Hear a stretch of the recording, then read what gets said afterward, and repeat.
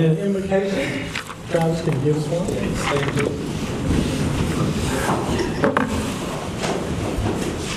Let's pray. Heavenly Father, we thank you for this time together to come as community leaders, Lord, and citizens of this wonderful town that we live in and serve in, Father. We just pray that you'll help us make the best decisions to suit the people here and the power that we have to do your job. We lift those up that are sick and unhealthy, Lord, those that need your touch. All this we ask in Jesus' name. Amen. Amen. Today we have the privilege of Thomas Luter of Troop 33. Thomas, can you come up here, please? Turn around and face the audience and lead us in the Pledge of Allegiance. Allegiance to the flag of the United States of America and to the republic for which it stands, one nation, under God, indivisible, with liberty and justice for all.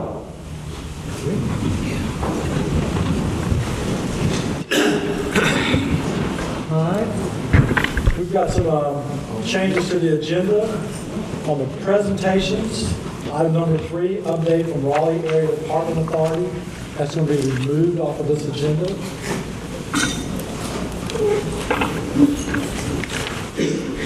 And on the consent agenda, for the minutes, I'd like to make a change on page 94. Second paragraph under Sarah Edwards, the sentence reads, Interim Executive Director of the Downtown Smithfield Corporation informed the Council of the Downtown Smithfield Community Economic Vision Forum. I'd like to have a comma put after that council where it reads, inform the council, comma, of the Downtown Smithfield Community Economic Vision.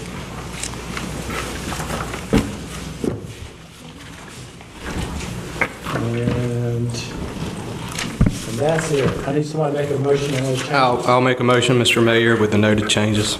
Second. All in favor say aye. Aye. All right. Our first presentation is the police chief.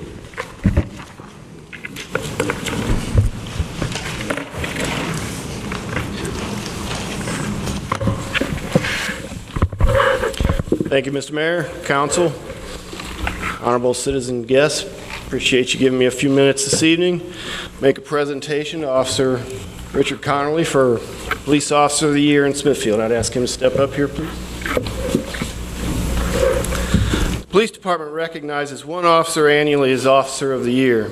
This employee is nominated by secret ballot, completed by every member of the police department. The officer receiving the most votes is then reviewed by a recognition committee consisting of 4 lieutenants and the patrol commander. The committee then makes a recommendation for Officer of the Year to me, the police chief. I have the final say as to this award, and this award this year is being awarded to Richard Connerly. Officer Connerly is a master police officer for the city of Smithfield, employed by the Smithfield Police Department since February of 2007. He has held the ranks of police officer, narcotics investigator, and field training officer. During his tenure as a member of the Smithfield Police Department, he was part of a local federal drug task force that investigated a large drug trafficking organization, resulting in several federal prosecutions and significant drug seizures.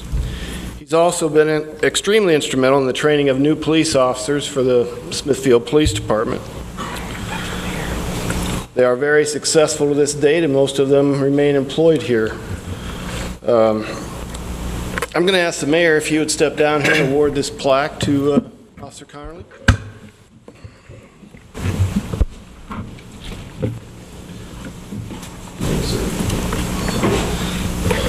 This plaque is an award presented to him as the 2013 Police Officer of the Award.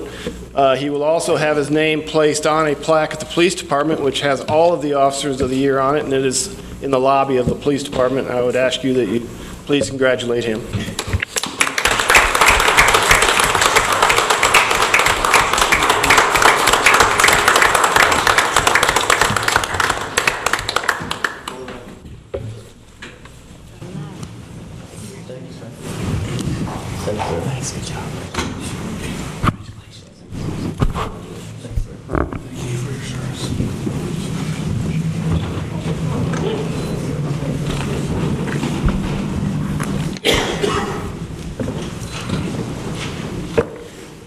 Second item of presentation is our 2013 North Carolina Public Power Award of Excellence.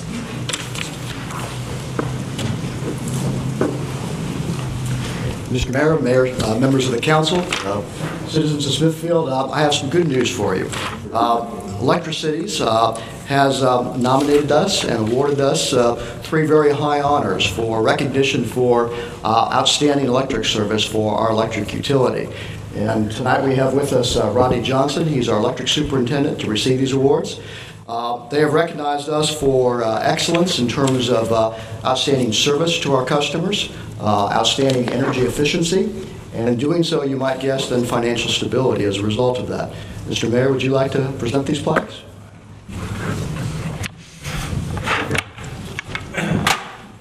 All Rodney needs is 3 hands. Wait a minute. Mr. Mayor. The police get a smaller plaque than this one. We get 3. This is for service excellence. Excellent. Also for energy efficiency.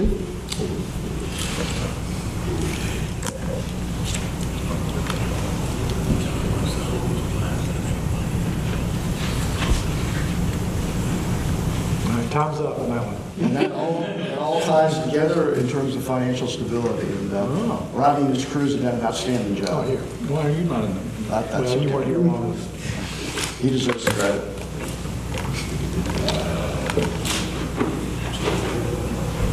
Okay.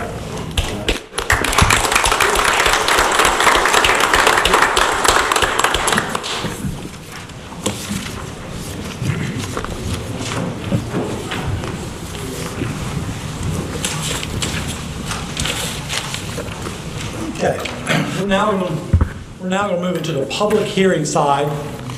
If there's anybody who would like to speak during this public hearing, you just stand up and get sworn in by the city, the clerk, town clerk right now. We'll just swear you all in at one time together. Please raise your right hand. Do you solemnly affirm to tell the truth, the whole truth, and nothing but the truth to help you God? I do. Thank you.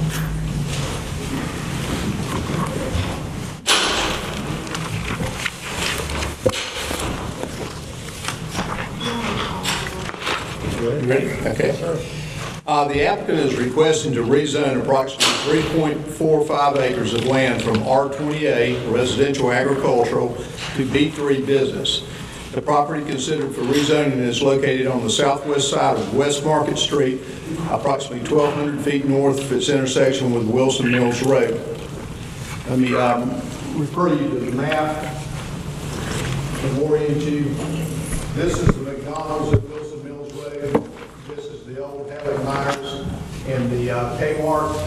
This is the subject property right here. This is Keener Lumber Company. This is the 2-story brick house. I'm sure a lot of you know was used by Lane Dance Studios, the ground floor of it. So technically it's been a commercial use in the past. And so this rezoning is really just putting the property actual use in the zoning in the proper format.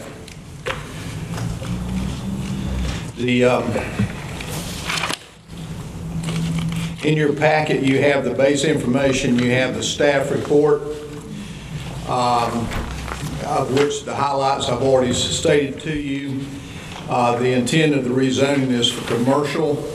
To let you know, the surrounding zoning to the north is O&I, to the south is O&I, to the east is B3, and to the west is R28.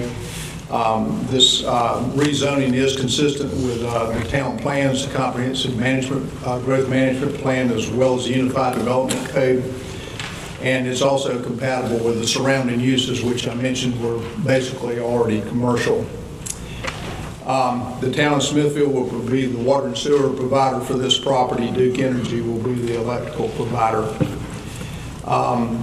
The findings are in your packet. The planning department's recommendation for this is to recommend the rezoning of the 3.45 acres of land on the west side of Market Street from R20A to B3 commercial.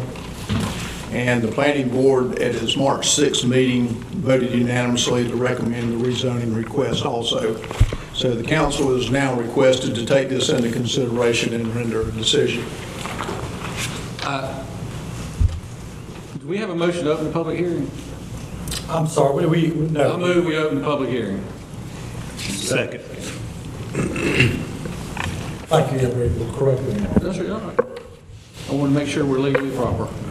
Okay. Do you need me to repeat that? No, sir. No, that's it.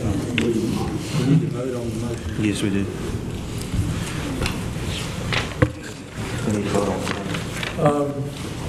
Yes, we need to vote to open the public hearing, so, got a motion? All in favor, say aye. Aye. All opposed? Motion carries.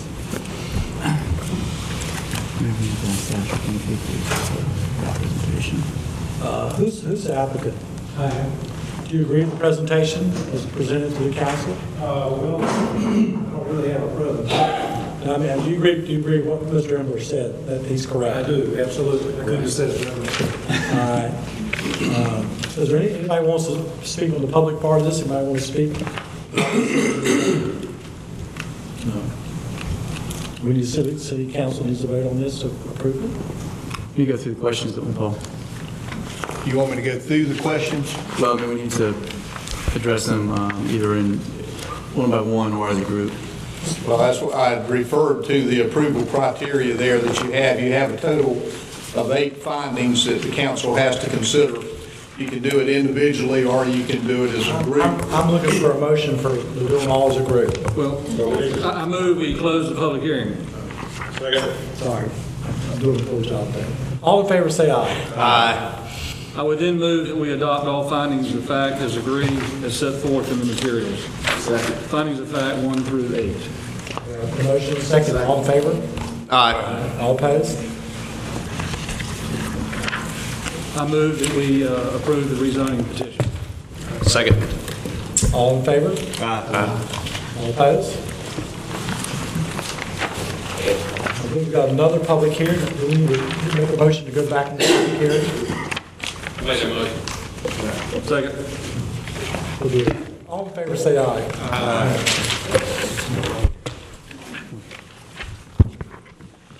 Okay, the applicant is seeking a conditional use permit to operate an adult daycare with medical facilities on property located within a B3 zoning district.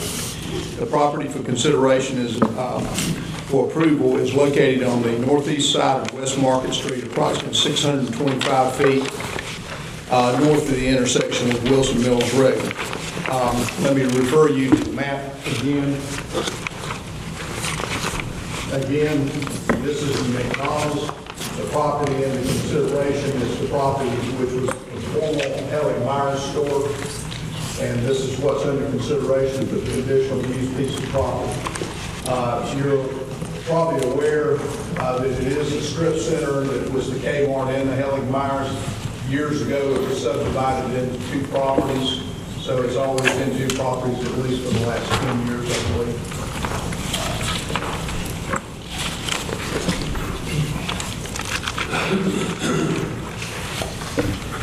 In the packet, you have the staff report.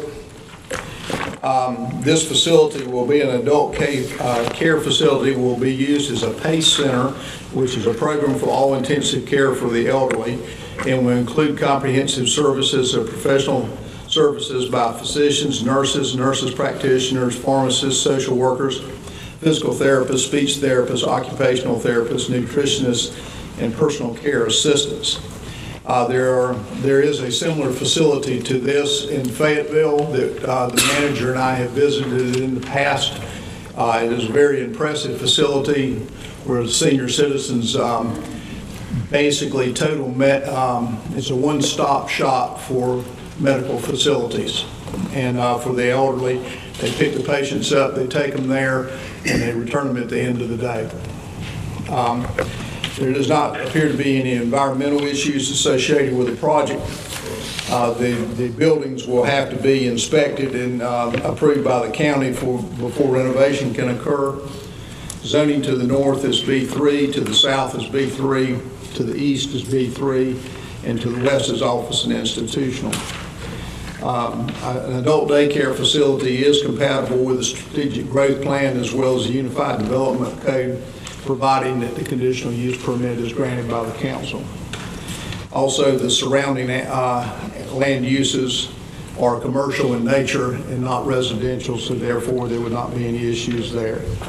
As far as signs, there is an existing ground sign on the property, which I believe is proposed for reuse. It would be refaced, but remain in the same location. The town of Smithfield Fire Department will provide fire protection. The town will provide water and sewer. The power provider will be Duke Utilities. The planning department's recommendation is that the council consider for approval this conditional use permit, and the planning board, you voted at its March 6th meeting to unanimously recommend approval of the conditional use permit. The council is now requested to take action on the finding of fact criteria for approval starting on page 61. There are 4 or 5 items that the council must find in this. So with that being said, I'll stand open for questions. Mr. Member, I have a question. The site plan that's in the packet on page 88, it looks remarkably like a remarkable improvement to the property. My question is that the 2 buildings are separated by a firewall. Will this in fact segregate the parking lot and they'll be only responsible for portion of the parking lot, or how is that laid out? It is 2 separate pieces of land that exist now, split down the firewall, so you are correct. They would not be responsible for the Walmart side of the parking lot. Okay, thank you. And based on what I understand, will there be any overnight housing and any, is that allowed? The applicant is here, they can better address that, but my understanding, the answer is no, there's no overnight care of patients at the facility. I mean, for all the cases I represent, just with my life, there will be not, there's not an overnight stay.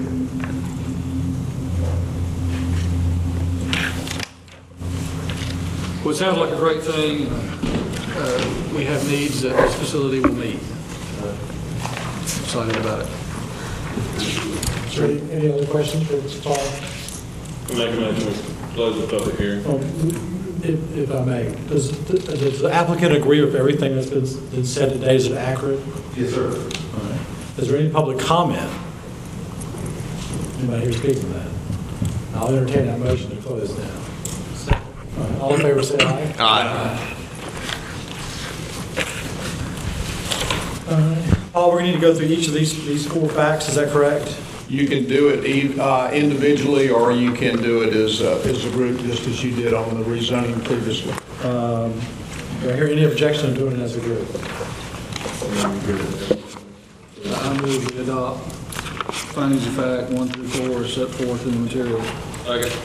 All in favor, say aye. Aye. All opposed? Make a motion that we approve this request. Second. All in favor, say aye. Aye. All opposed? Okay, thank you.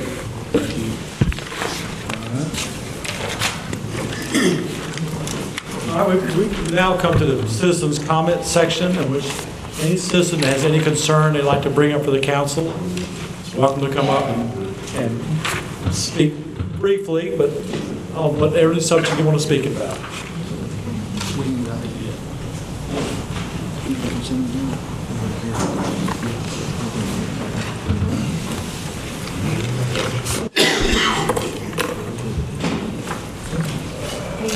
I'm Pat McNulty, and in the last couple of weeks, my topic is anti-tethering. In the last 2.5 weeks, my nerves have been just torn to pieces. I have an irresponsible neighbor who has 2 dogs that are tethered. They're not being cared for. I have involved Mr. Corbin, been in his office, gave him a log of what I see as a citizen with these animals at least twice. Myself and my neighbor, we have contacted the police upon abuse, animals crying, being tangled up, and we got to try harder for our animals in this town. Clayton currently has an anti-tethering, but it'd be one step towards helping our helpless animals out there. Mr. Corbin here. So Lenny, can you look in, I know we've had discussions in the last couple of weeks regarding that, so can you look into it, bring us back some examples? Ma'am, would you be willing to work with our Public Works Absolutely. Department Absolutely. and helping us come up with looking at some examples and so forth? Yeah, like I said, I keep a log, and when it's starting to rain, I'm actually taking photos because, this is clearly abuse when animals they get hooked up and they can't get to food or shelter. And this goes on like for hours, like 10 hours at a time. It's horrible to see. Really. And Shannon, can you call Clayton and get their copy of the ordinance? Yes, sir. Let's let you work with our group and see if we can get something we can work on. Did you sign in so we have your contact information and so forth, Shannon? You can get that from the signature. Put your number there for me. What? Phone number. So they can contact you. I remember something like this coming up before, and my memory was that we didn't, but I think I'm wrong. I think it has to do with the number of dogs on a lot. That's certainly something that we need to address. All right. So are there any other citizens' comments? Yes, ma'am. Yes, I'm going to do that now. All right, it's a good time.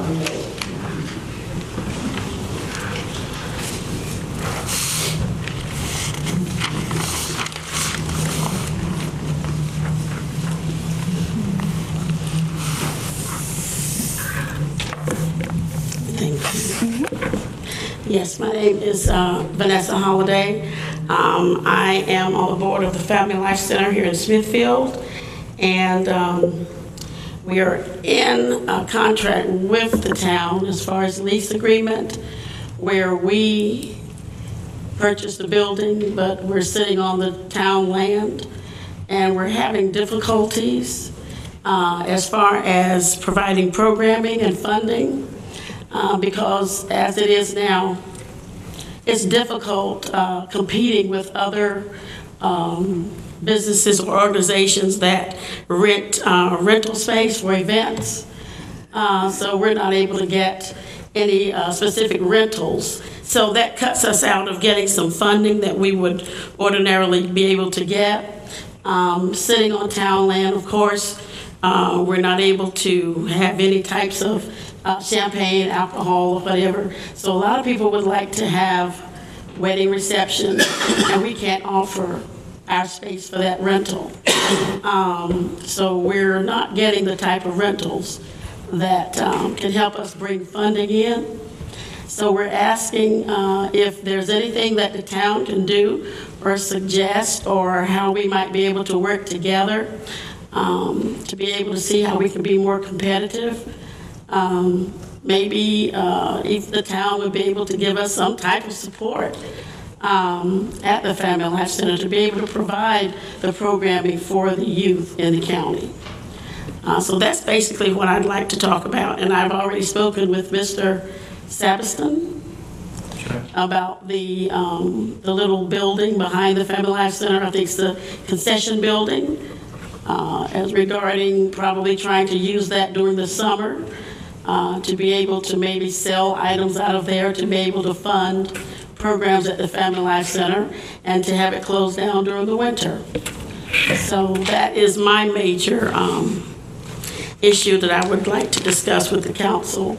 And hopefully you'll be compassionate and realize that what we're trying to do over there, we're going to be needing the support of everybody. So I thank you. Do any council members have any questions or comments on this? The only comment I would have is that,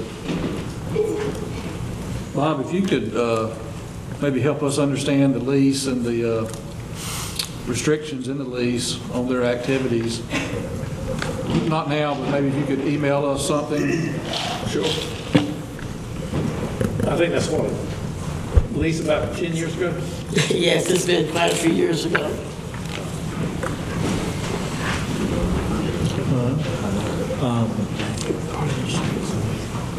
And I'm gonna let the city manager work with Bob on that and do a little research on it.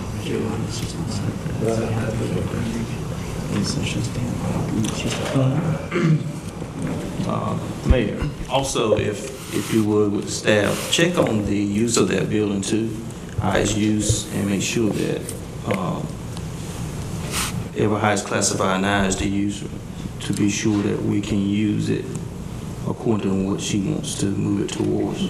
Yeah, and I think she maybe spoke. an issue there. Yeah, I think she spoke to Mr. Endler. I know he's looked into it recently. I don't know if he talked to Ms. Holliday again, but I know they talked one time. I think the issue is, and she laid it out pretty well, is if it's an event, like a one-day event or a two-day event, concession stand use works, but when you start just opening it just to serve food, it kind of changes its character to a residential or a restaurant use, and then it's got different requirements, and that's where they get into a little trouble. I don't think they want to go through that, and that's where the zoning becomes a little bit of an issue. So, if there's a way to push the envelope to make it a really active concession stand, it might be able to work, but at some point it becomes a restaurant. I think that's what they're facing right now. So. Right. That's one of the things we're facing right now. Right. But if we could get some sort of a leeway within the building to be able to open up our rentals to others than quinceañeras, which we're thankful for. They're helping us pay the bills. So just be mindful of the position that we're in. Thank you. Okay. Well, thank you for coming. Remember, there's a history with that goes back some time. I know this has come up before when I was at the council. And it was, like I said, there's some history there as to what it originally was. And I think it would be appropriate for us to get some dissertation on exactly the history on that piece of property, which is, I think, what Councilman Williams said. Any other comments? Yes, ma'am. No citizens' comments.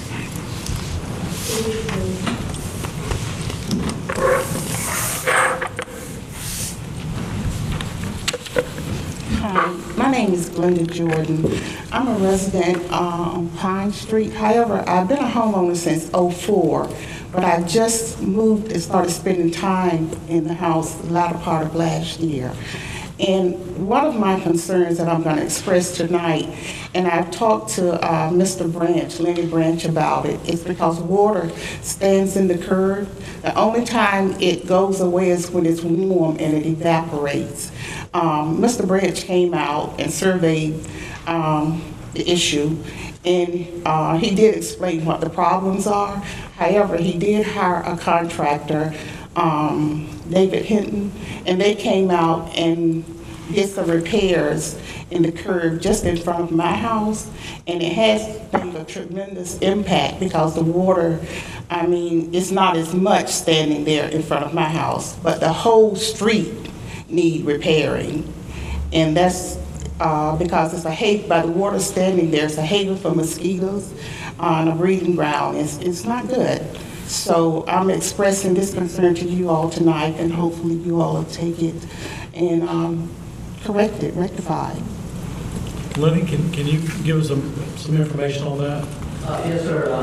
Basically, on Pine Street, it's really flat. When I went out and take off on it and to the shops, it's really flat right now, and there's some areas that's pushed up here and there that need a lot of adjustment. I did go out to Ms. Jordan's property and made a big impact on getting the water out, but it's just a minor repair to a big problem, basically, that I'm going to bring to the council's attention in the budget session. And you're going to have a report and some dollars, what it's going to take to fix it? Okay. All right. We're on a 4-month budget, and the next 4 months we'll be working on budgets where we're going to spend money for next year. Okay. He'll bring that issue up and see if we can see how much money we can spend on it. Okay. Now, I have a lot of concerns since I've been here these few months, especially in Pine Acres. I know I only have 3 minutes, but I'm just going to put it out there, okay? Another concern is noise. It's very noisy in Pine Acres. As a matter of fact, I don't know what's causing this, I hear humming and buzzing, and the train Amtrak, I guess it is, blows its whistle. I guess the train runs every 20 minutes. And I feel like, between certain hours, they don't have to, you all, somebody can request that they not sound the horn, especially during, I'll say the hours of probably, let's say 10 till 5. They won't. We've had these complaints in the past. Really? They'll tell you regulations, if they cross through a city with streets crossing the track, they blow their horns to do it. I mean, nobody's out there on the track. Well, I think it's the law, they have to. Well, I don't know. It's a very loud horn, I can hear it. Yeah. And also there's humming and buzzing, just like yesterday. I mean, I was inside my home and I heard just buzzing. I don't know what's causing it, but it's very noisy in that area. Is there any particular time of day it's more than others? And yesterday, because of the fact I had expressed concern to somebody else about it, and I paid close attention, it was like in the morning, early morning. It's just ongoing humming sound, buzzing sound. I don't know. Lenny, if you would for the next couple of mornings, I'm serious, it may be a transformer or something. Go through Pine Acres and see if there's some people or some equipment. See if you can hear something. Actually, when Charles Senior Williams was on the council, I call him Charles Senior because we have a Charles also on the council still. We actually went out to the area on this side, I guess what used to be the American Legion field, it's now owned by the community college, and there's an area there, it's a pretty wide area, and there's a lot of noise that comes. He was complaining at that time about the ball field. No, this ain't no ball field. It's not a ball field. Well, there's a ball field on the other side of the railroad tracks, there by the American Legion hut behind Johnson County Industries. My point was that it appeared to us that there was room there to perhaps do some plantings, and one of the citizens here in town suggested perhaps we plant something similar to Leland cypress. It would be relatively inexpensive down that road on the Pine Acres side. That would be a buffer. Obviously, if a train whistle blows, you're going to hear it, but it would be a buffer for a lot of the noise that occurs in that area. Just a thought that I had. There may be some room to do some very inexpensive plantings there. We can isolate the noise. Mr. Griffin, would you mind teaming up with Lenny on this branch on that? Yes. See something that you may see something that he doesn't see. At least for the next couple of mornings. Thank you, sir. And can I say one more concern? One more thing. Okay, one more, that's it. One more, that's it. One more. Also, that new road that was built, I don't know where it has a name or not, but anyway, it backs up against some homes. Any guardrails gonna be put up or sound panels or anything? No, ma'am. You're not gonna put any guardrails up? No, ma'am. I don't think design calls for that. Does it, Paul? There's fencing that will go up and some landscaping later on. But not Will that fencing run down the Pine Acres subdivision property line behind all those houses? All the way down? Yes. Okay. Is it a guardrail or is it a fence? No, a fence, not a fence. Okay, well, something needs to be installed. All right, that's it. All right. There's also going to be some buffer planning. I remember. So there'll be some work done over there. Question, what stage are they going to plan to do that buffering and setting up that buffer? That is a town building improvement after the contract is closed out, then we'll probably put a bid package together and put that out separately. Okay. Any other public comments?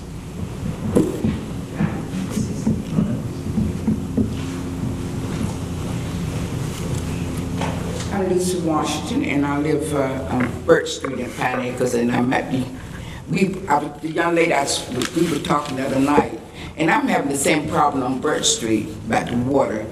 It just looks like it all run right in front of my house, and it's messing up my driveway. It's that, about that much water I got to try to get across it to, if I'm walking, you know.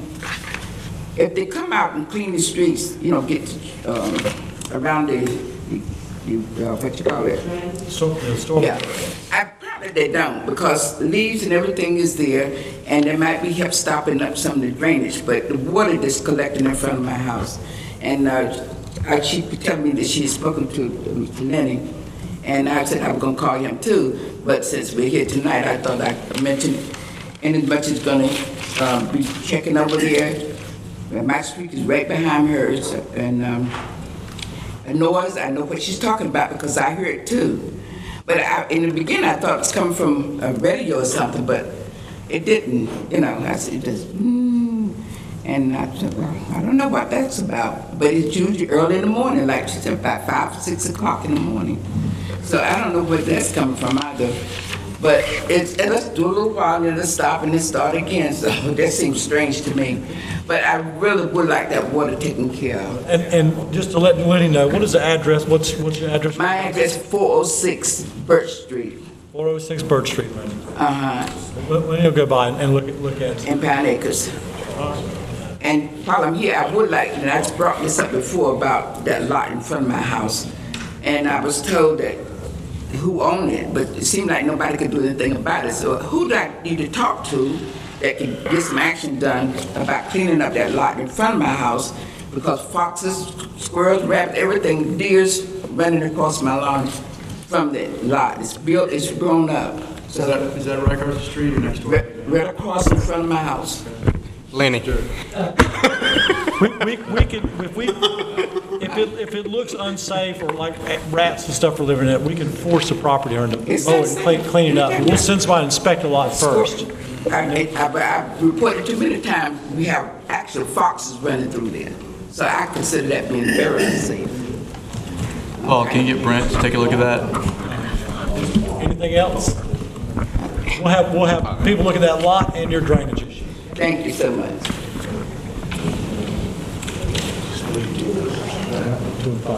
Anybody else who'd like to speak at the public time? Because we're fixing every street and every drain in Smithfield if you've got a problem with one right now. Mr. Mayor, 203 Woodlawn Drive. All right, well, I'm going to close the... I have foxes, deer, and water standing in front of my house. That's all Smithfield. The public side, let's go to the business items. Business item number 1, update discussion on pool heaters. No. Oh, I'm sorry. I thought we'd already voted on the consent agenda. I'll make a motion that we approve the consent agenda. All in favor, say aye. Aye. Learning.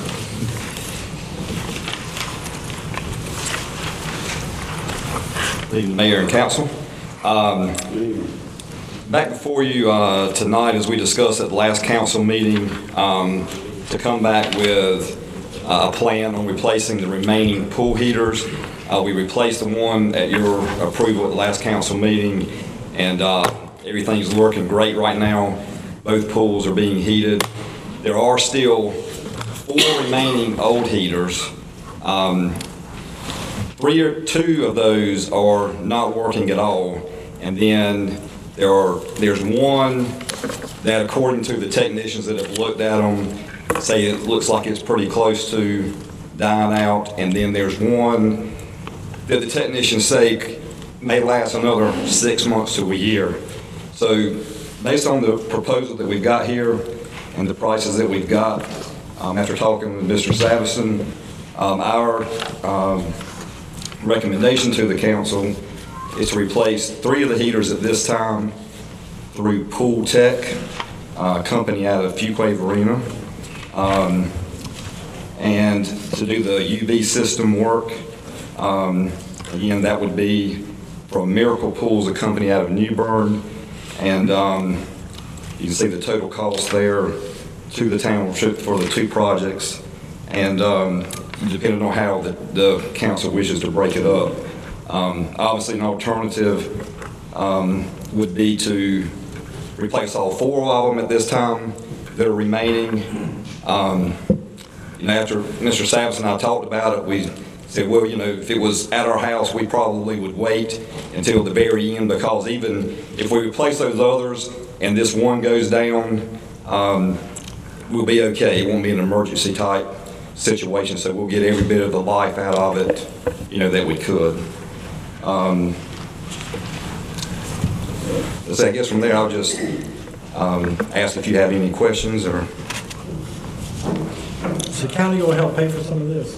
The school system, yeah, half of it. Well, why don't we, I understand you'd like to possibly wait, but when we got to replace it all, if we're going to pay somebody to replace it anyway, why don't we just replace all 4 at a time? I mean, it's a little bit more money, I understand that, but I would like to see us replace all 4. And we're talking about $4,000 or less than that.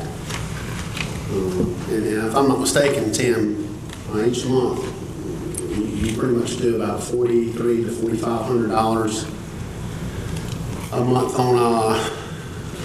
on parties, on the average. Yeah. I mean, on the average. I mean, some months it's a little bit greater and some months a little less, but on the average. Right. So you're looking at 4 months' time, you would regain your money back in 4 months. I appreciate the effort of trying to wait, and I applaud you for that, but I think if we're bringing up now for a vote, then we should go ahead and try to move on forward. Now, this, just so for your information, I've spoken with the school system. Their preference is to do it all at one time, but, you know, he told me, you know, we'll do, you know, whatever you want to do, they'll do. It's easier to go ahead and do it one time, I think.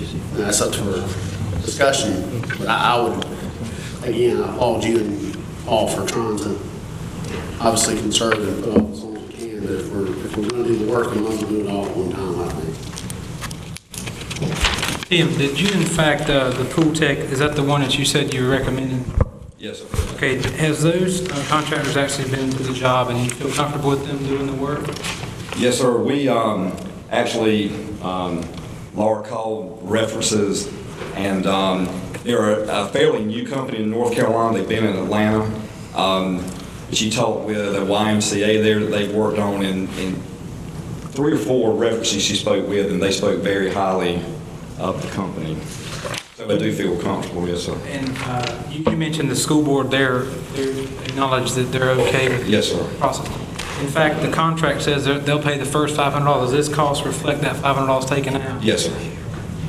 Did you make a motion? No, I'll just leave it for discussion. Yeah, we're doing discussions. I can make a motion of that if we need to, but well, again, we're just discussing it right now. I mean, it's obviously. Let's give everybody a chance. That's what I'm saying. I mean, I understand what Councilman Wood is saying and agree with him, with the exceptions maybe this question. You know, just like we don't buy all police cars at the same time because it will tend to wear out at the same time, we stagger them. Is that appropriate with pool heaters, or do we need to replace all pool heaters at the same time, or is that something we need to stagger so they don't all go bad at the same time? And that may not even be a analogy that's even in the ballpark, but. I'm not, you know, I don't know that I can really, I don't know that it would make that much difference. The life on the ones that we have now is like 5 to 7 or 8, and we're at 5 right now. And again, what happens is that the water cycles through all of them, and there's 3 on the big pool, and there's one of those obviously hasn't worked as hard as the other one, so there's a little bit more life in it.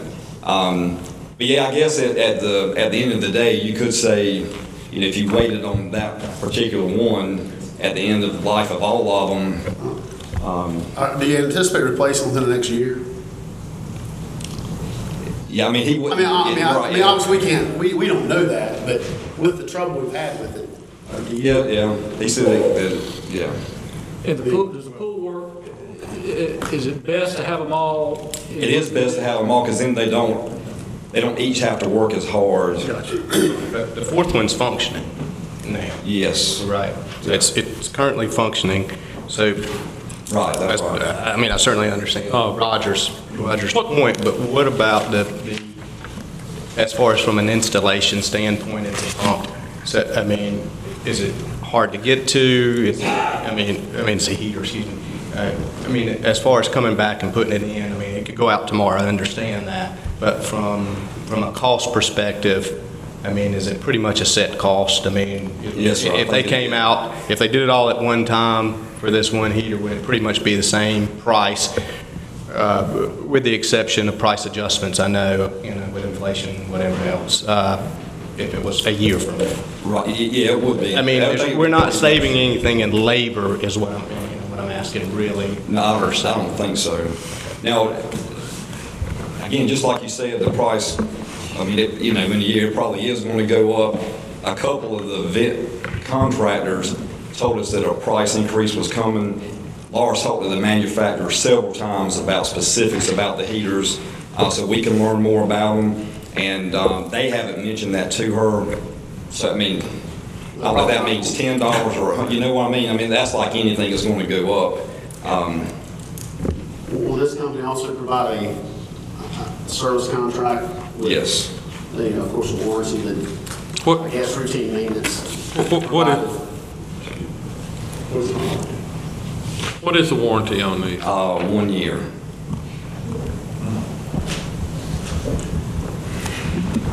I had the opportunity, Tim, and thank you for allowing me to come out there to your facility and take a look at this system. And in fact, it is in disrepair. As I shared with you that day, obviously we want to be focused on getting back online. I understand that the system is pretty decent, and to maybe help clarify some of you guys on the council, the way the heaters are set up, and Laura, please correct me if I'm incorrect, but the system is designed to where you can valve off certain ones. If you have a problem, you shut it off. They have a redundancy. They have one and then another one. You don't have to run them both at the same time for the splash park, if I'm not mistaken, correct? And then for the large one, you have to have two at any given time on for the pool to be functional. And, in fact, with replacing them, obviously, you still have some life left in the one heater. And speaking with the contractors, I didn't speak with all of them, but I did talk with Tim. What they explained to us is not a really whole lot of savings in doing them all at once or not. But you do have to get your tools back out. There would be an additional cost. But I think it would be wise if the staff agrees to possibly leave that one that's got some life there. You would not be out of service if it went down. At that time, we need to look at addressing it. I think the bigger concern is the filtration or the UV light stuff too. We should probably talk about that in a separate item. But in fact, the staff's done a really good job. There are still a lot of unanswered questions as to why the quality of the heaters were there, and and how that was put in. I'm not sure we have any answers on that. Well, let me tell you that I guess I'll take the blame for that. Last time the company that actually built the pool and put everything in there has been servicing everything in the pump room, all the pumps, the heaters, the UV, everything. When he was talking to us about them, I think, and he said, his words were, they're more like residential heaters. Well, after that, the meeting last week, and you and I talked about it some, I talked with the school system, they talked to the architect. He said, no, that's not correct. They can be used in commercial pools. Laura, we said, I said, well, here's what we can do. Call the manufacturer and ask them, straight from them, what the word is on them. And basically, it's a heater that can be, all of them can be used either in a commercial or residential. The higher end one, he said, is a lot less likely because residential or an apartment or a motel, they don't need it to run year-round 24/7. He said, so in most cases, you're going to get the Cupro nickel, which is the more expensive one. It's about $1,000 more per heater. You're going to get that one because it will last longer. It stands up to the elements better, especially running nonstop, pretty much. So, but they also said the heater that you got in there is used in plenty of commercial instances. Is it the best one? No, it's not. The best one is the one that you're getting, but the other one will do the job. It's just not going to last as long because it's made of copper. The heat exchanger is copper instead of the Cupro nickel. So my my assessment is what happened, we went with the Ford instead of the Cadillac at the time to keep the price of the construction down. It would be what I would assume. I mean, we weren't asked about it. It seems odd to me that if we buy 2 heaters, our cost per heater to the town is $3,312. We buy 4 heaters, our cost to the town per heater is $3,873, which is about $500 more per heater if you buy 4. That doesn't make a whole lot of sense to me. Something I'm missing?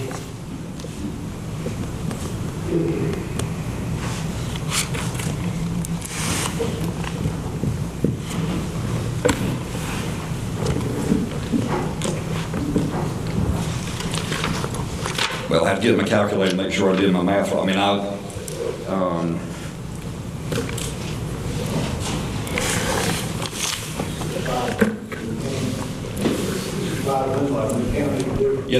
the county pays the first $500 of any maintenance cost over $500. Well, if I look at your calculations, we're saving them money by buying 4, and we're costing us money by buying 4. I've got math comes out about the same. Yeah, I don't have a calculator in front of me, but 15.5 divided by 4 is 38.75. If the county's gonna pay the first $500, let's just buy like 12 small ones and have 12 separate invoices, put them in each week and get paid. well, now 2 heaters is $76.25. What do you divide about that by 2? And that's 38. Okay. Never mind. All right. Can you tell us about the UV lights real quick, since they're part of the system, or part of the money you're asking us to spend? Yeah. The UV lights help take bacteria out of the water along with the chlorine. One of the biggest things it does is kill chloramines. That right? If you go in a pool and smell what you think is chlorine, it's actually a byproduct of the chlorine. UV lights helps take that out, and it helps kill some of the bacteria before it's treated or before it goes into the pool. It's something that obviously it's not been working correctly, so it can run without that. The pool uses a little bit more chlorine, but at the end of the day, the best thing about it is it keeps the smell down. It does kill more bacteria. I mean, you just got kind of an extra safeguard. In reading on actually UV light systems are a lot more imported in, I don't know why this would be, but like in restaurants and some other places like that where it's one of the main sources of killing the bacteria. But it's just an extra guard, really. Is yours working now? No. And how often does it need to be repaired, or the bulbs changed? It's, the bulbs are a year to 18 months, and then they need to be actually gone through every 2 years. We did ours, it's been about 2 or 2.5 years ago. So it's just that it's all, the bulbs need to replace now. They haven't been replaced in a while, and it needs to be worked on. And so if you had your druthers, you'd have us do 3 or 4 heaters and the UV lights? Yes, sir. And just to clarify, we're rebuilding those, correct? That's correct, yeah, not replacing. They've not been in operation since November, is that correct? I think that is about right, yeah. Okay. Well, I'm gonna look for a motion so we can... I move we replace 3 heaters in the UV system. Second. All in favor? Repair the UV system, I'm sorry. All in favor, say aye. Aye. All opposed? Thank you. Madam Clerk, you get that? Tim, I would request though for next year, I don't know if you've already done it, honestly, I've not looked at the budget that we got this week yet. I'll show that tomorrow, but just put that in the budget for next year. Yeah, we may not need it, but just in case. Yeah, the plan is, after talking to Mr. Sapp, so we'll have that in there. If we need it, it'll be there. If not, we'll just leave it. Yeah, and we'll just spin it over if we need to. Yeah. Okay, thank you. All right, business item number 2, bid award for street resurfacing.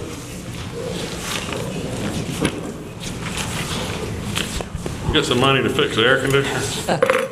It's brand new. I think it's a relay switch. It ain't working. You got a warranty? We do. Thank you, Mr. Mayor, City Manager, Town Council. This year's resurfacing project consists of 15 streets, approximately 1.5 miles of city streets that will receive an 1.5 inch overlay. 2 of those 15 streets will actually be milled down 1.5 inches below the gutter line. Staff has also included the 2 large areas that were damaged due to a busted water line on North Brightly Boulevard about 1.5 months ago on this project as well. 7 bid packages were sent out to the area contractors, 6 returned with bids. The bids range from $228,036.78 all the way to $484,024.40. The total budget amount for this project is $290,000. Selco Construction was the lowest bidder at $228,36.78. Now, our contract allows us the flexibility to add or increase or decrease the various amounts without the increase of the unit price. So, with that being said, if council approves to go with the lowest bid, which is $228,36.78, there will be a remainder of $61,963.22. If approved by council, staff would like to add additional streets to utilize the additional money. Tonight I've got 2 action requests for council. One, I would ask that the council award the bid to Selco Construction, which is the lowest bidder on the contract, in the amount of $228,036.78. And in the second action, I would ask that the council grant staff permission to add additional streets to the contract to utilize the remaining $61,963.22. Are you going to rebid out that extra $61,000? No, sir. They're going to have to honor their unit price on what they've already bid. It's by unit. Yeah, that's why we put it in there, so we could increase or decrease it. Mr. Branch, is Pine Street or Birch Street in that list? No. We're basically going on a 2006 pavement condition survey that we had done by outside engineering firm, and what they done is they came in and rated the streets from worst to best, and we're just following it down, as we go. Often is that done? Often is that? Every year. Every year. Yes, sir. What general area would this proposal be operating in? What general area would they be doing this paving? I know it's in all districts. Every district's actually getting paid, east, north, south, and west. So a little bit area. Yeah. It all depends on what. Yeah. Well, they are rated. There's some in East Smithfield and North Smithfield. Okay. Thank you. Selco is a local company, and they've done work for Smithfield before, and everything's been satisfactory with their work. Right? Yes, sir. They've done. We had a $1.5 million contract they done for us about 4 years ago. They done an excellent job. Not Venture Drive. No, sir. I move we approve the request. I've got a motion and a second. So we'll call any other discussion? Hold. Madam Clerk. I did not get the motion or the second. Okay. I move to approve the request. I second. Now we have some discussion. Is there any other discussion before we vote? All in favor, say aye. Aye. All opposed? Motion carries. Thank you. Thank you, Frank. Business item number 3, consideration of approved change of vendors for copier service.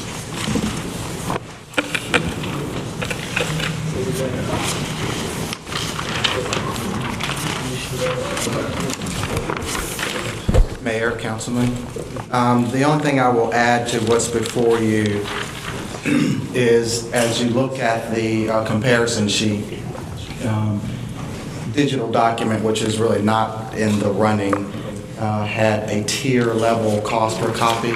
That's based on pretty complicated cost by machine. Other than that, I hope everything was self-explanatory. I'll entertain questions if you have any. Is this the cheapest contract? Just dollar-wise, is this the cheapest one? It's next to the cheapest. It's not at the bottom, but Why did you take the bottom one? because We can at any time add copiers without having to renegotiate a new contract. Their price is based per copy, so we have more control over the bottom line. We've estimated what average copy usage is, but departments are ultimately in control of that. If they are mindful of their budget and can perhaps scan and email more without copying, then it reduces their overall cost. And how much difference was there between the bottom one and this one?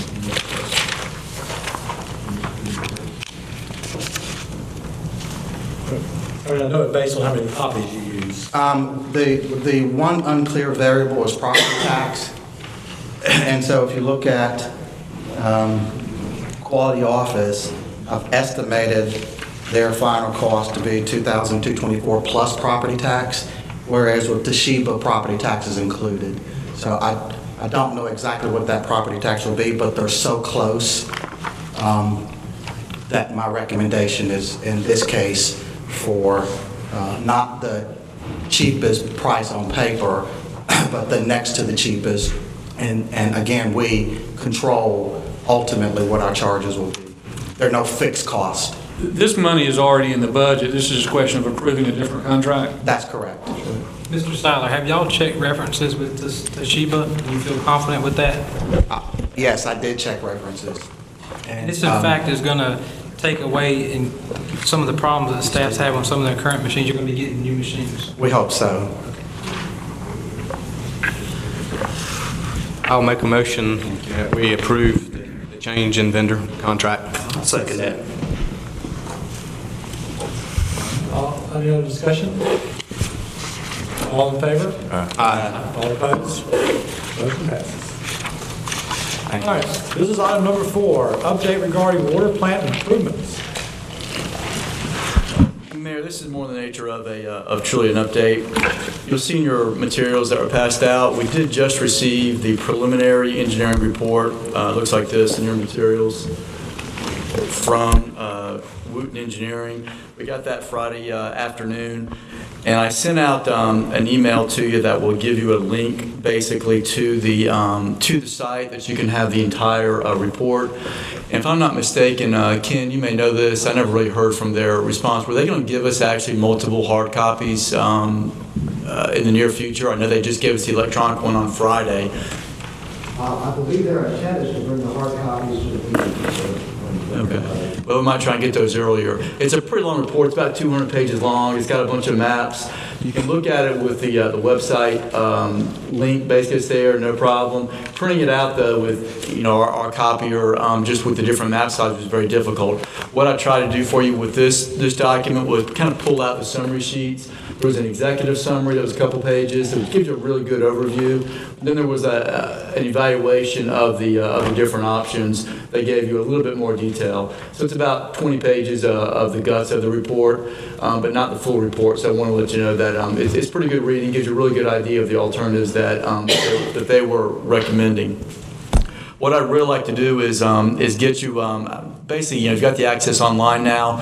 If we can get the hard copy, I'll get that to you as soon as I can, so you have time to take a look at it. But I think what we really need to do is have Wooten come to the town and have a workshop. I really feel that they need to present this report in full to the council so we're all as familiar with it as possible. There's about 5 or 6, depending on how you count them, different alternatives that they've laid out with their studies.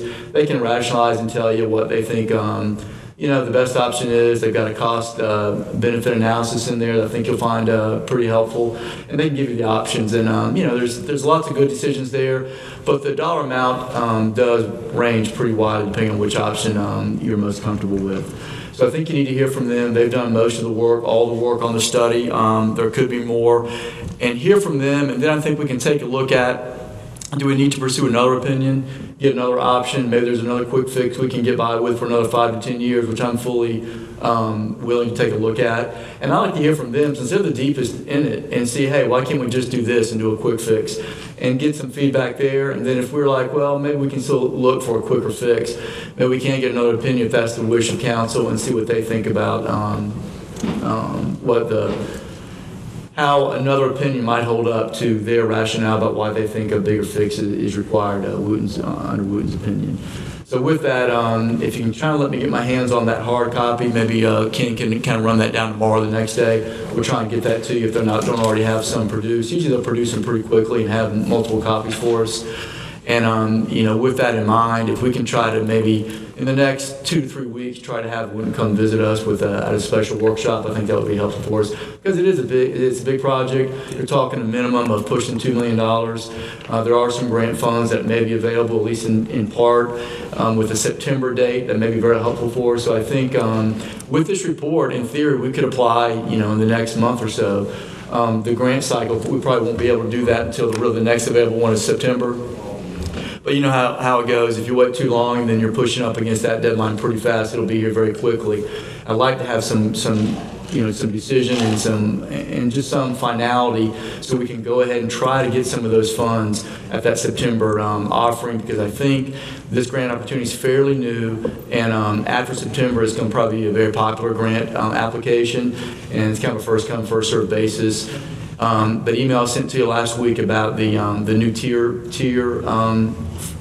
rating system really is going to benefit Smithfield a good bit. So I won't take advantage of that before everybody else figures it out, to be honest with you, and see if we can't get a little bit of help there.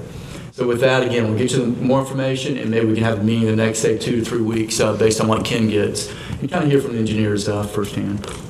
Oh, will we be able to have a discussion at that meeting about funding and the grants?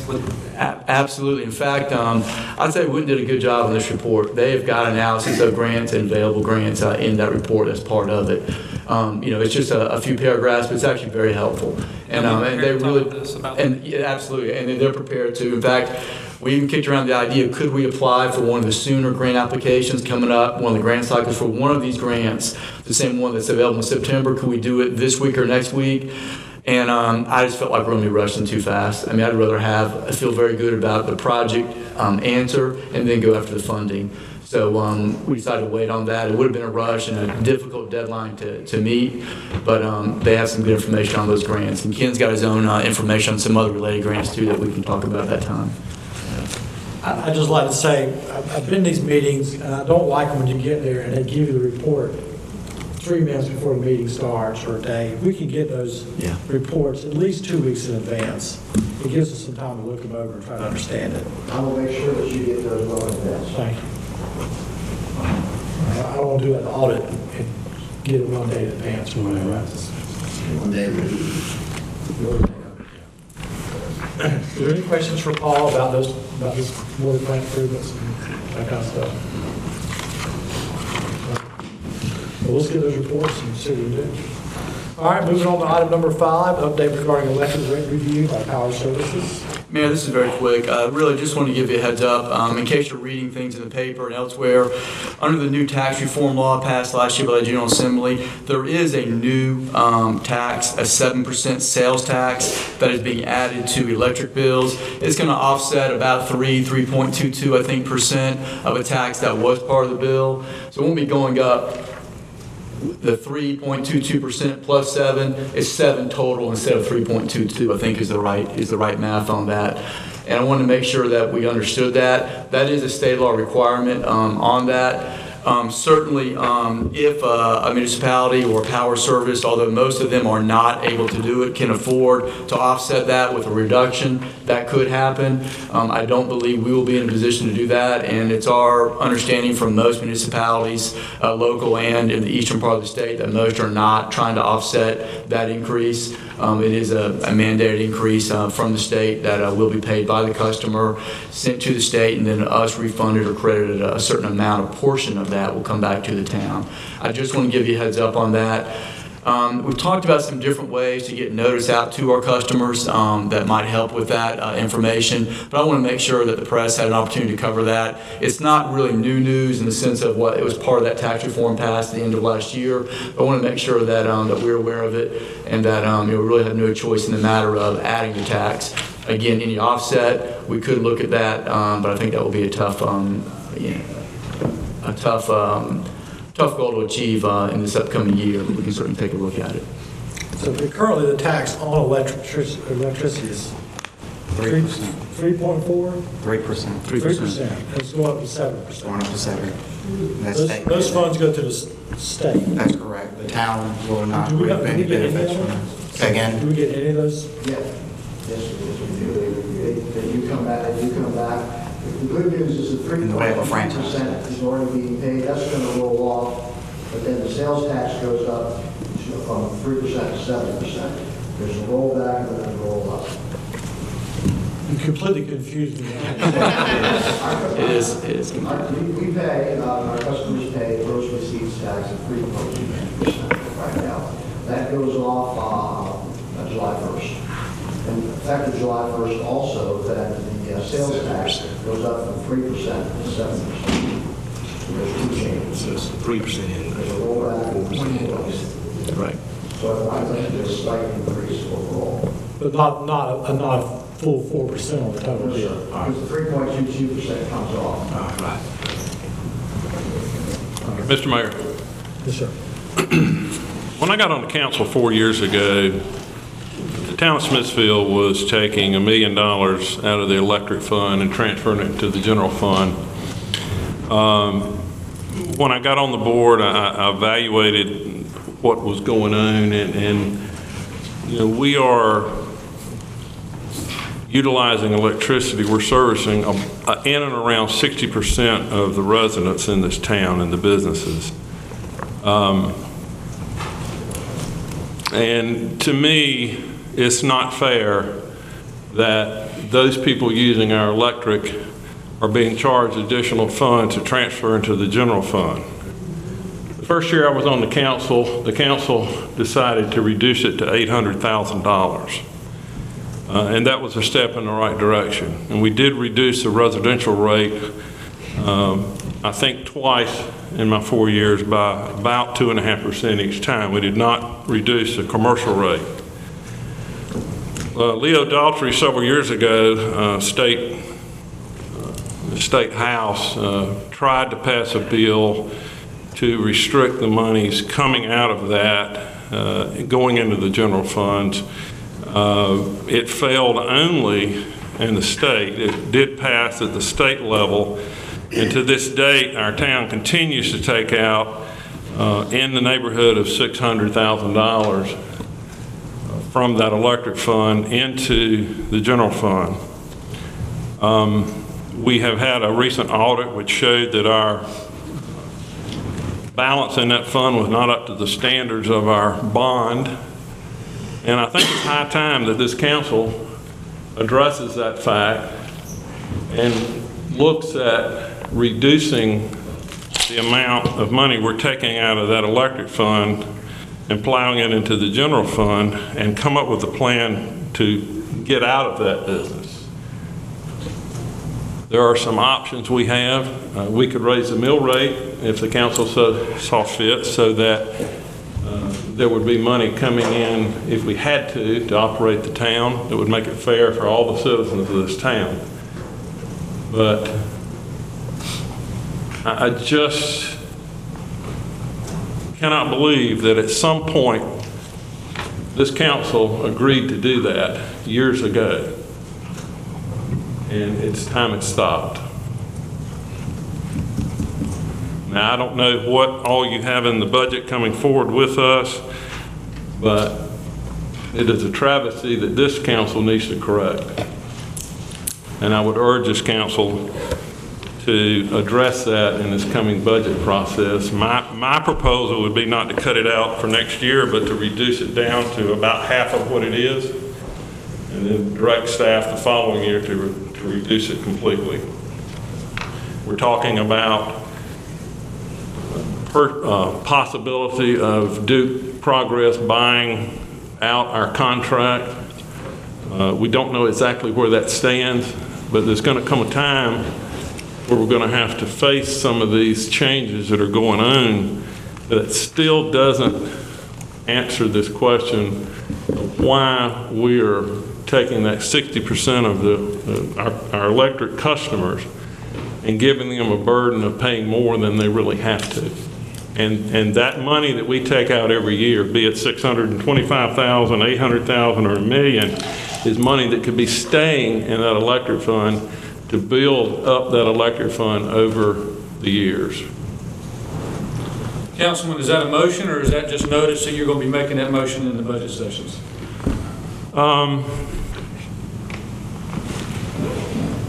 I'll make a motion that we direct staff to reduce the money transferred from the electric fund by no more than $300,000 next year, with a plan to take nothing out of it the following year. So half now, if it's making, your working assumption is making 600,000 revenue, positive revenue a year roughly.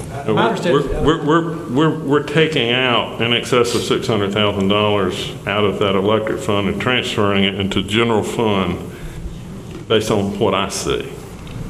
Your motion is to cut all transfers, no matter what they're called, payment in lieu of taxes, franchise fee, they're called several different things. So the motion is just whatever it is for the upcoming budget year to reduce it by 50%. Right. Second. Let's have some discussions. Have discussions. So now that we have a motion and a second, do we know what the impact of that's going to be? Do you know that? Emory, based on, I don't have my budget with me, but the budget, he's just talking about the electric fund, you're probably looking $300,000 to $325,000 to go to half. It's my best estimate. Okay, and at this time, do we know if that's going to result in a property tax increase or anything? Do we have any idea at this moment? No, I mean, we just, no. I don't disagree with what Councilman Harris is saying by any means. I think it's a great idea. But to blindly say that we're going to cut it by X amount and not know what the repercussions of it is going to be, I would not be in favor of supporting that motion until I know what the repercussions are going to be. Again, I don't disagree with what you're saying. I think it's a great idea.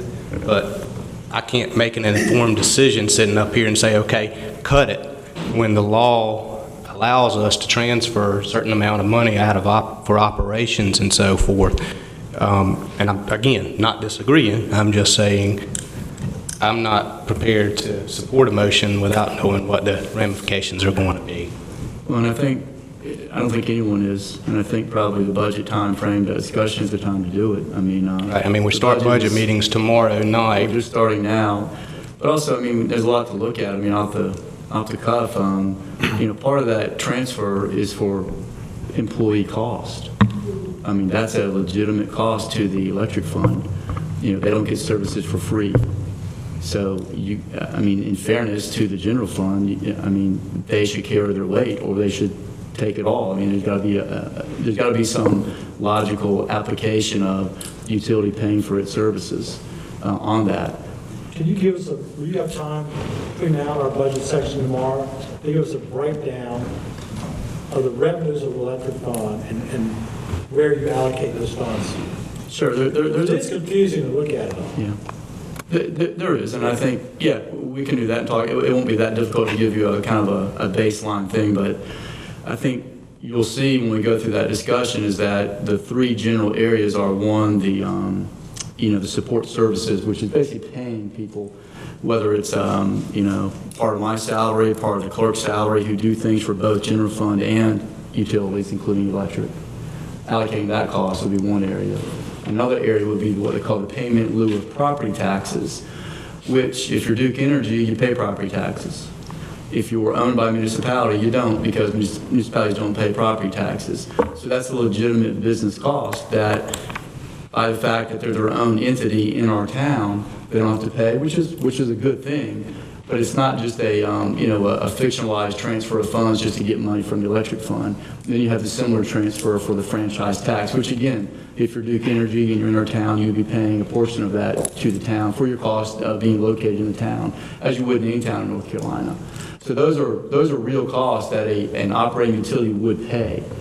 And then any other category that may be beyond that would just be the transfer for the sake of transfer. That would be, I think, what's been discussed. Is there just an amount that's going out of utility into the general fund just because we can afford to do so, up to that 3%? you think it would be possible to cut that transfer of what we can cut in half? Not without raising taxes or making other substantial adjustments that, you know, would be a different way of life. And I mean, you know, if you want to cut services that we have now and don't have them then for a result, I mean, you can do a lot of things. But that would be a substantial change there. Mr. Mayor, I'd like to speak on the topic. I'm going to make one statement, and then I'm going to let you speak. And I don't vote. There should be no sacred cows at any budget time. And everything should be looked at. I have got no problems looking at everything. And I have to agree, the electric has always been a touchy subject for everybody. Because it is, we have a split town where 40% of the citizens don't buy electricity and 60% do. And the town does make a revenue or a profit off that electric system, and I agree with that. But I think we could work on the budget. I'd prefer to see not a flat dollar amount and a percentage amount of whatever's left over. That would be easier to work with. But that's just my statement. If you were to change that, go ahead. Looking at this situation, obviously it is a huge concern to the council and to the citizens. The item before us tonight is a 3.8% increase in sales tax. Again, something that we have little control over. But historically, the leaders of the town have used that money for general fund items, you know, the payment in lieu of tax, other things like that, where the money comes from.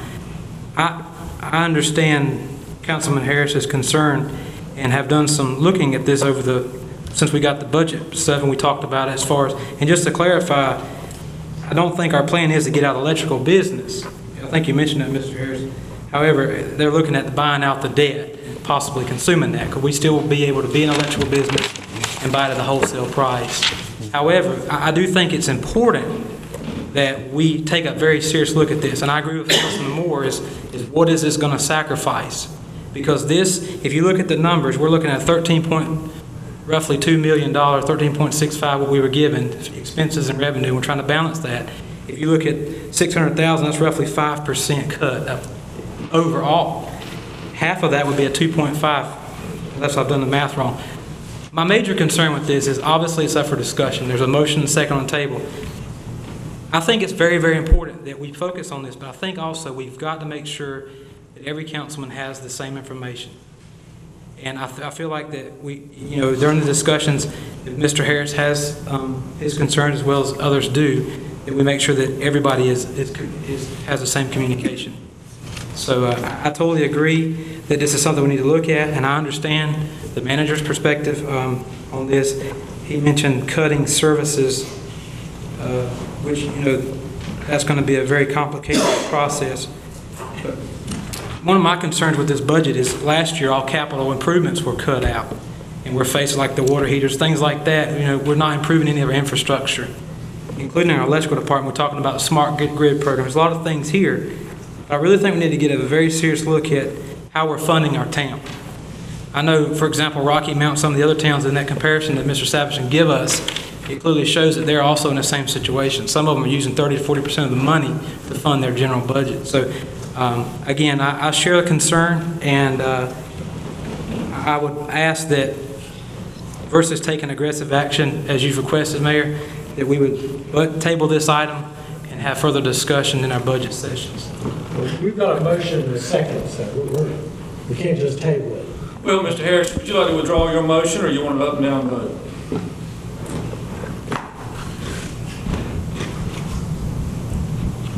Withdraw for the time being. I don't have a problem with tabling it. I'm concerned that if I do table it, that we'll take no action. That has been the history of this council. And I think we do that during our budget session. Yeah, I'm not ready to vote on that right now. I kind of agree with, I do agree we have to look at it, and I agree with everything both Travis and Perry said, but we've got to have a little more details, a lot of moving parts to this. I'd kind of like to see Roger and Travis and council members sharing those costs. Anyway. Yeah, but I think that's for the budget. I don't think it's for now. You want to withdraw for the record? I withdraw my motion till a future day. Would you like me to put that motion on the agenda next month? That way we know it'll come up. or You can modify. put a motion. Well, we're going to have budget meetings. We can put an item I discussion. think we can discuss that later. I think we're going to have budget meetings, and hopefully this will be a topic of conversation. Oh, we see if we can handle it. Thank you, Councilman Harris. I agree with you on that. I think we should definitely direct to the mayor, to the manager, that take this seriously in consideration with the budget. I know we've got a very rough draft, and that would be a huge impact in our town. Staffing, $9.2 million is staffing. And if you cut 2.5, there's a lot of things there that's going to have to be considered. So, haven't looked at it. I'm trying to learn this stuff, guys, and citizens.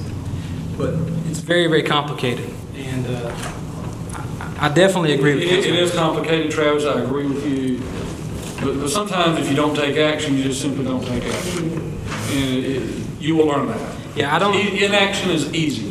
Yeah, I don't disagree. Inaction is easy, but an uninformed decision is worse. That's a train wreck. That's true. And I agree. I think Mayor Lincoln's already made a comment to Paul, trying to gather some information concerning this for Mark in our budget meeting. So, in the past, the city council made an effort and I was on at the time, to reduce it a third per year and get completely off of it and not take any revenues out. And we did make some inroads on it. But as you point out, there's a new council every 4 years, basically, there's different group dynamics. And the next, what this council does, the next council may I don't know. I would like to strike a good balance and see if we can wean off of it. So I think it's a good idea. So, Mayor, what's your final conclusion on this? Well, I've got withdrawn on it, and we'll pick it up in the budget session. We can always bring it back up at another meeting. So if everybody's happy with that, we'll close this subject out and move on. All right. Discussion ended. All right, discussion and approval to change the time of the regular meeting. Instead of starting at 7:30, we can start at 7. My goal is to get every meeting under an hour. That's my dream. Get us out of here by 8 o'clock. I move we approve the request. Second. Any discussion? All in favor say aye. Aye. Next month, Mayor? Next month. Okay. Anybody want to go for 6:30? All right, and we're open for council members' comments. I just had one comment that I forgot to ask Tim earlier. When we were talking about the UV system, do you keep a record of how much chlorine, the use of chlorine and so forth in the pool? Yes. My question, and again, I'm sorry, I meant to ask you earlier, but I think you had mentioned that the UV system has been down for several months. Just for comparison purposes, can you, once that's back up and running, can you see if our consumption of chlorine goes down? Because technically a UV system should cut down on your use of chemicals and so forth in the water system. And being in the pharmaceutical industry, I know that with water for injection and so forth. So, thank you. The only comment I would have, and I'm sorry, I didn't interrupt anybody, but I hope tomorrow night at this budget meeting that we're going to spend at least 30 minutes looking at the projected revenues. Since I've been on this council, I think I've stated before, we've never studied the revenues. I know the ad valorem tax is pretty much a given, but there are a lot more to our revenues besides the ad valorem tax. So I hope we're going to spend at least 30 minutes going through the projected revenues. That impacts our budget just as much as expenses do. Thank you. Anybody else? I have one comment I'd like to make. I'd like to thank Tim Kerrigan and the staff at the college for what they're doing. A lot of people may not be aware of our television channel. I had the opportunity to tour the actual studio that was donated by industry, and it's a very, very nice facility. And I think we're underutilizing it as a council, but I know that we have some ideas. And I'd like to say that with that, I think there's opportunities that would benefit our citizens as far as communication with that program. Electric Cities has stuff that we can hear. It's all about education and helping them learn ways of saving their bills and stuff like that. So more recently, this is the month a lot of proms are going on for our teenagers in the community. And one of the projects I had been a part of was Teen Driving. And we were able to actually air a video that we created It was a collaborative with the city, the county, and some community members. And they're actually going to put that on there, hopefully causing awareness as a cause to try to prevent teen fatalities, as we have a lot of in this county. Just want to let you guys know about that. Thank you, team. Any other comments?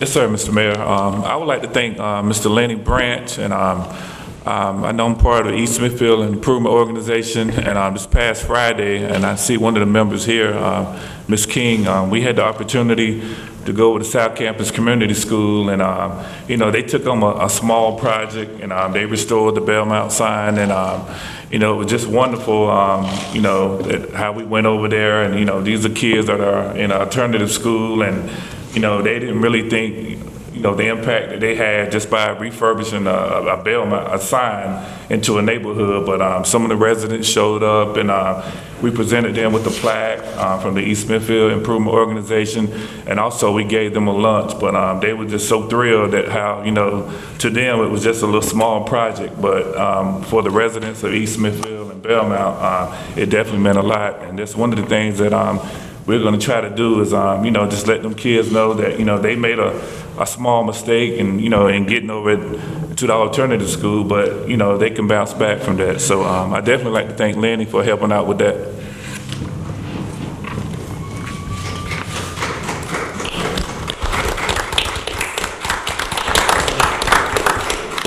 Lenny, we'll get you a plaque next time. But it is nice to have somebody in the streets fixing things. I thank you for doing that. That's what all makes it right. All right, any other council members' comments? All right, let's move to the town manager's report. Mayor, just briefly on my written report, you've got the standard updates from each department. Looking on page 2, item number 9, just want to give you a quick update. Mr. Embler has put together a pretty good detailed schedule for the beautification plan for the gateway entrance on Highway 70. If you recall, I guess it was 2 months ago now, where the council approved the concept plan for that corridor improvement. Mr. Embler has spent some time with DOT just last week, and if you see at the end of that report, you'll see a pretty good summary of how the process is going to move forward. Good detail there. I appreciate you putting that together. It seems, in summary, that DOT is really going to work with us. They're going to try to do as much of that plan as they can, it sounds like, the detailed plan. I think if they get to be it gets to be too much decision making, they'll send it back to us. But as long as it's kind of, we give them the general direction, they'll do as much of the details as they can. You can see in that report that it's a big help. It's a big engineering help for us, actually, which will save us money and spare some of the funds that are available from DOT to go toward actual landscaping and work in the right of way. There are a couple different sources of funding from DOT. So the $30,000 plus number you see there is just a portion of it. We're hoping to get somewhere above $60,000 in total resource funds toward that corridor. So again, that project's coming together pretty well. And I think it can make a big difference, with the leftover bridge money, the beautification money, and then another fund of money that might be available to us. It's a good pot of money, and it could have a huge benefit out there. So hopefully we can keep that moving as quickly as possible. Paragraph number 10, again, another update on the smart grid process. I want to let you know that Electricities has made its first choice among several vendors, and they've chosen NextGrid as the group they're going to work with. Again, if any municipality, including Smithfield, choose to go with another vendor, they'll definitely support and help us to the extent they can. In that regard, it seems to be probably just two vendors, NextGrid and Cooper Power Services, sometimes now called Eaton, who's another viable vendor for the smart grid services. And after meeting with Electricities, meeting with Cooper on several occasions, decided that probably the best way to go forward would be to actually get some pilot programs in Smithfield where we can actually see the software with anywhere from 10 to 20 customers with each of these vendors in front of us. So we're working with both NextGrid and Cooper to set up those programs. We'll have more back for you next month in terms of how quickly they can do that. A few towns have gone with, it looks like one or the other. Some have gone with Cooper, some have gone with NextGrid with the pilot program. I know Benson is testing NextGrid. A couple others are going next grid. New Bern is going with Cooper, and I believe Kinston is also with next grid, if I remember correctly. So we're going to go and visit next grid's demo pilot program in both Benson, and also next week we're going to go to Kinston and visit their program and see what they have and just take a look at it firsthand, because in my mind there's nothing more reliable as an actual free run with the software that you might be using. Look it up to actual customers, including some of your own council accounts if you're so inclined. We can get readings and just see if that's something that you'll be interested in doing. So we'll see how that comes together. I'd like to get a kind of an example of obviously a strong bit of residential, and to the extent what we can, some of the commercial users, and just we can just sit there and look at it and really get a feel for it. Because right now you see a lot on paper, you hear a lot of things, but until you can really see it on that computer screen and really deal with it and compare them side by side, I think it's going to be tough to really appreciate which is the better software. So with your permission, I'd like to go forward with that project. I don't know of any cost. If there will be, there might be some incidental cost for the hookup. We'll find out more about that, but I'd just like to get your, basically just your consensus to move forward with that as soon as possible if I could. What is the projected cost for that overall project? Do you have any idea? Yes. Depending on how you go, and about $1 million, $800,000 to $1 million, depending on if we replace every meter, would be just pure water, sewer, and electric meter replacement.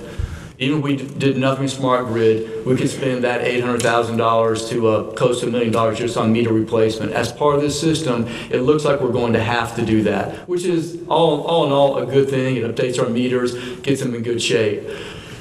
On top of that, you're probably talking about another $1.8 to $2.1 million. So right now, with the meter replacement, which again, that's just an internal hardware upgrade cost, you're talking about somewhere in the range of $2.5 to $3.1 million. And again, that's kind of a rough number right now. So we got to finalize that. And both of these vendors have basically financing plans where they let you pay it off on a monthly or a annual basis for anywhere from 5 to 6 years. That makes it affordable. But my goal is to take a look at these vendor packages, see what we like, and then kind of compare them side by side as if we're going to write a check for one package tomorrow. Because when you get to the financing and the annual costs, sometimes some of those prices to me seem a little bit higher than they might otherwise, and I want to see what we could pay for up front if we were so inclined, which frankly we probably won't be. But I want to know just dollar for dollar what that price is, as opposed to just a service agreement where we're paying for hardware, maintenance fees, which there will be some on an annual basis. I want to see what that hardware cost is, and then see what the annual upkeep and carrying cost is for that smart grid package. So I think right now it's still pretty easy to kind of look and see which package we like, and then we'll be able to sharpen our bids a lot more, or sharpen our needs a lot more. And I think they'll be able to give us a very, very good quote once we get to that point where we'll be very close to a specific dollar amount, and then we can do more of an informal or a formal bid package before we make a final decision. Travis, I'm pushing Paul to put this in the budget and see if we can afford that and talk you guys into it. The city of Wilson's already done it, and it's roughly about a 5-year payback period, and it will be saving us a lot of money. Everybody's moving to it because it makes a big difference in your operating. It reduces employees, and your billing's a lot better, and the accuracy of finding mistakes in the system improves a lot. Is this something that would be, is this something that would be paid out of the electric fund and the sewer fund, which are, last I heard, probably $5 million apiece?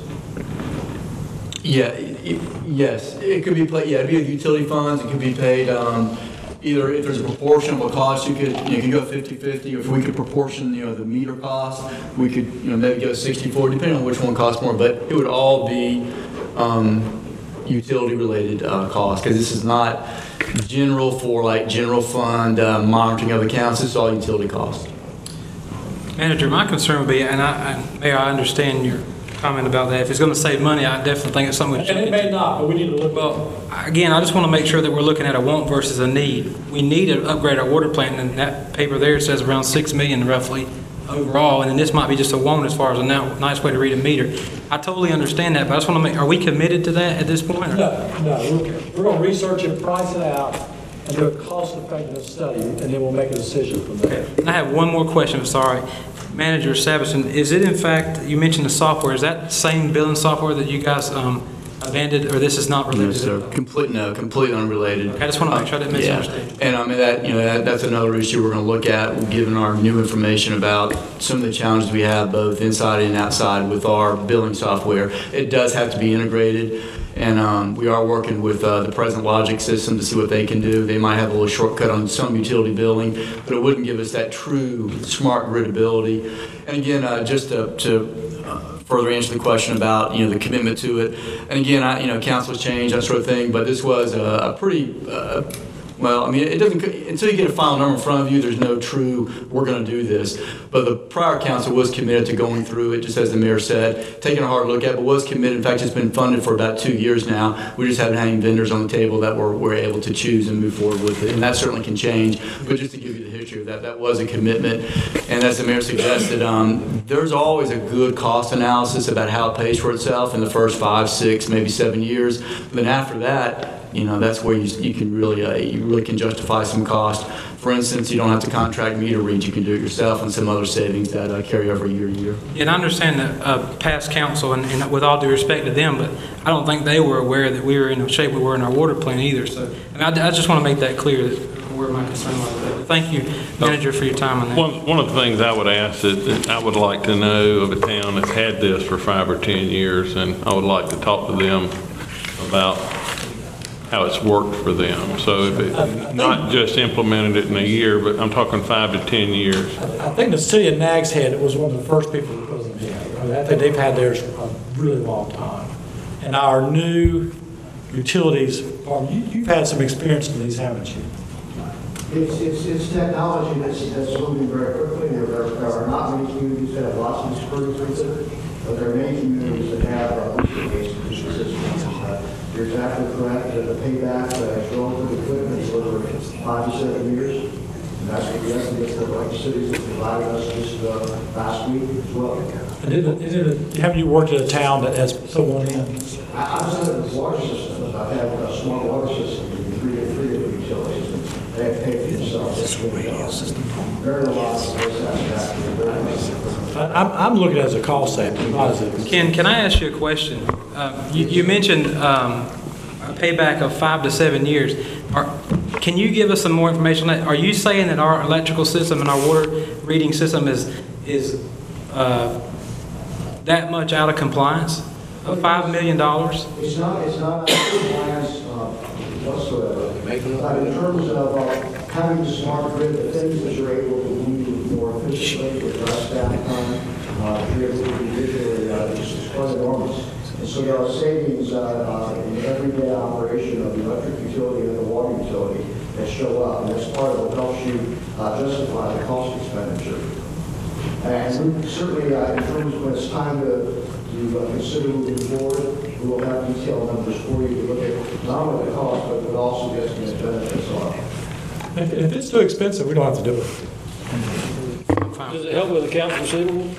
Yes. Oh, you can cut off the meter from your office on your computer screen instantly and cut it back on and stuff. And what are our accounts receivables running right now per year on electricity? Do we know? Your uncollected electric fund, how much money do you lose on billings? Uncollected? Yeah.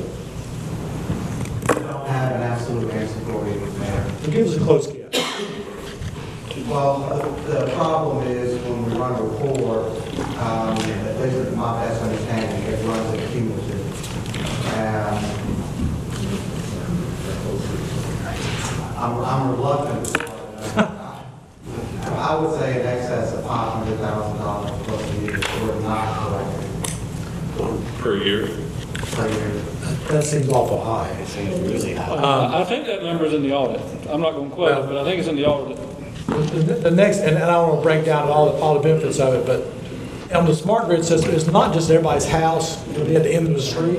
They can measure how much goes down that street, match it up to all the meters on that street, and the two numbers don't match up accurately. You'll know somebody's stealing electricity or it's leaking out of the system. It helps you cash a lot of losses. Anyway, moving on, because I like to keep my needs short. Mayor, just the last time on my report, on page 3, the last crossings update. I think you know we had a check presentation ceremony last week. with Congressman McIntyre.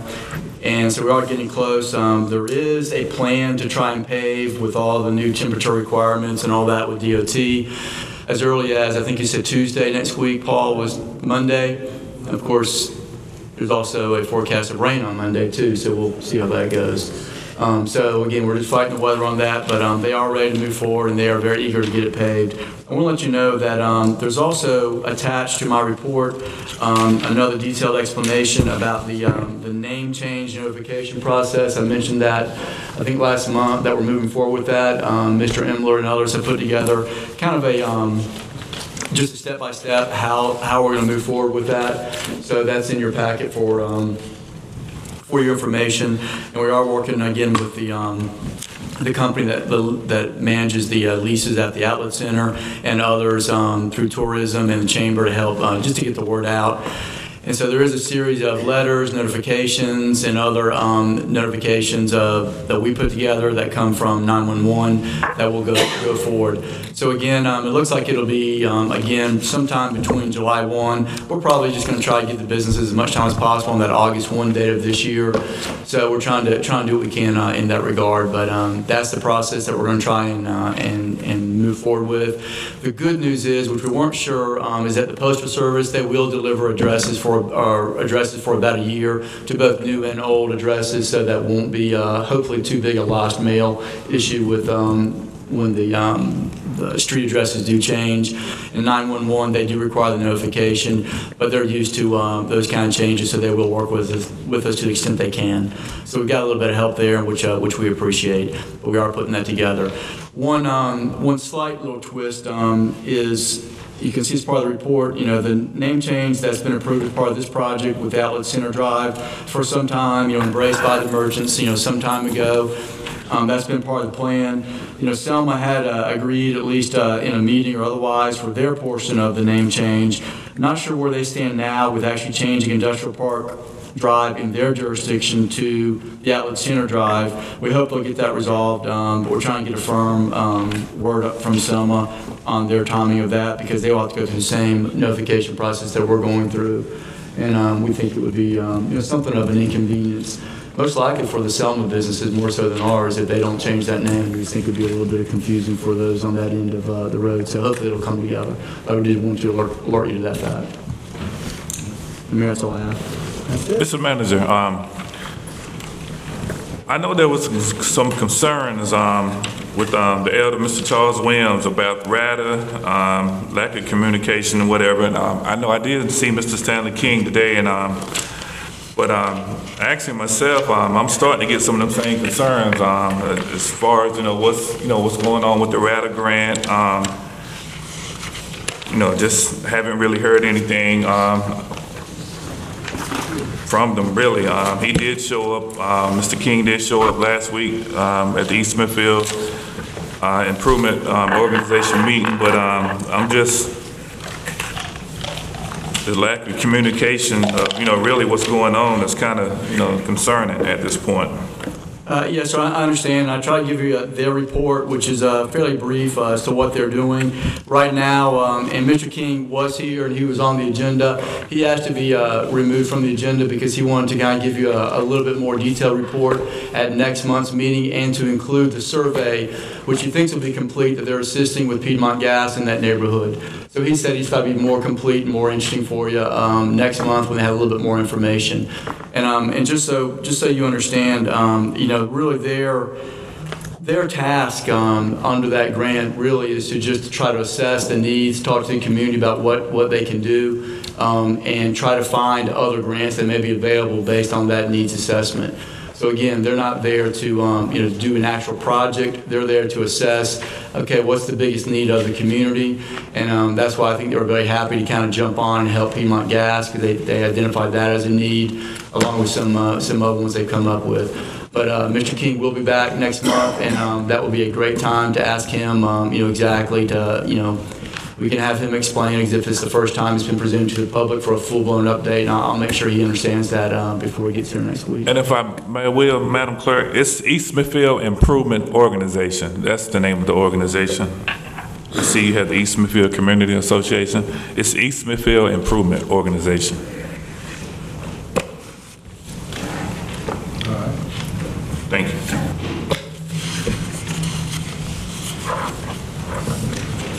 I'm ready to close this meeting.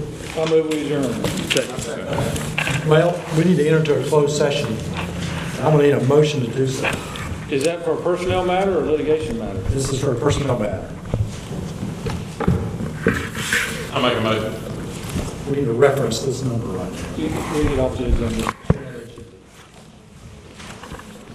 Okay. North Carolina General Statute 143-318-11, Section A, Part 6. Well, I said. Yeah, I got that. I got a motion. I think got a second. Second. All in favor, say aye. Aye. Aye. Meeting adjourned.